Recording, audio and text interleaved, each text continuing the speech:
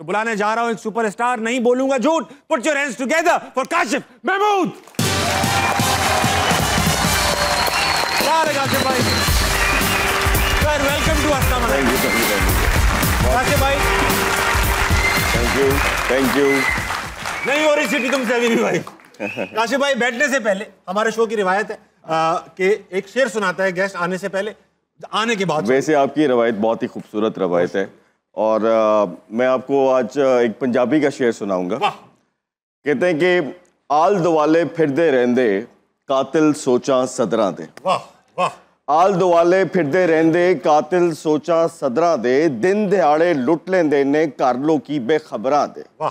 आल दुआले फिरदे रहंदे कातिल सोचा सदरां दे, दिन दिहाड़े लुट लेंदे ने कर लोकी बेखबरां दे। जीना ही ते सच्चा सुच्चा उच्चा रहन दा चारा कर, मेवे तोड़ के ले जाते ने लोकी नीवे शजरा दे। वाह वाह। काशिफ भाई प्लीज तशरीफ। शुक्रिया शुक्रिया।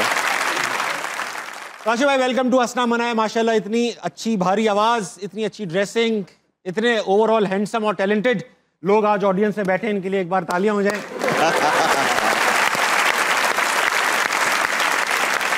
बिल्कुल सही कहा आपने। काशिफ भाई शुरू से शुरू करेंगे। आप माशाल्लाह से बहुत ज़्यादा फिलैंथ्रोपिक एक्टिविटीज़ में इन्वॉल्व हैं। आप एक्टिंग माशाल्लाह से करते आए हैं, 30 साल हो गए तकरीबन इस काम में, और बनाते आए हैं ड्रामे, ऐसे भी एक्टिंग नहीं करते आए। मगर इन सब चीज़ों के बावजूद करियर की शुरुआत वालिद साहब के साथ दुकान चलाते हुए की। बिल्कुल। बहुत लाहौर में ना बहुत एक मशहूर रोड है जिसे कहते हैं बीडन रोड। बीडन रोड, हाँ। और उसकी एक आइसक्रीम है जिसकी बहुत मशहूर है। तो वहाँ पे मेरे वालिद साहब का जनरल स्टोर था। और जनरल मिलते थे लिखने वाले। बिल्कुल सही कह रहे हैं। तो जनरल स्टोर था, तो बस जब पढ़ाई के साथ साथ जो है उनकी हेल्प किया करते थे। और कैथीड्रल स्कूल हमारा साथ ही स्कूल था। और बस होता है कि जब वो एक होता है शोकेस जिसे आप कहते हैं, काउंटर जिसे आप कहते हैं, तो वो काउंटर की हाइट बड़ी थी और मेरी हाइट छोटी थी। जब से मैं वहाँ पे वालिद साहब की हेल्प किया करता था, बस इस तरह फिर आगे से शुरू हो गया। अच्छा, ऐसा है कि एक्टिंग, जाहिरी बात है घर में तो कोई इस तरह का रुझान था आपके, कोई एक्टर था? नहीं, बिल्कुल नहीं था, बिल्कुल नहीं था। तो फिर आपको सोने गिरवी रखकर ये एक्टिंग का काम आपने शुरू किया? नहीं ताबिश, वो जब 7 साल किसी ने घास नहीं डाली और घास क्यों डालता है, बच्चे खासे इंसान। मेरा मतलब कि किसी ने कोई अच्छा चांस नहीं दिया, तो फिर मैंने सोचा कि मैं अपने लिए खुद एक चांस क्रिएट करूंगा। तो उसके लिए फिर मैंने एक ड्रामा सोच लिया कि मैंने ये ड्रामा बनाना है।